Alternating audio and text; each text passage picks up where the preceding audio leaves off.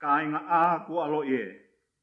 Shortly before Christmas one year, Mr. Byram of Manchester asked his little daughter Dolly what she would like for a Christmas present.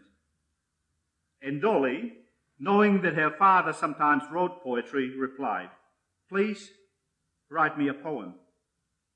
When she came down for breakfast on Christmas morning, she found on her plate a piece of paper on which was written a hymn headed, "Christmas Day for Dolly." Christians awake, salute the happy morn.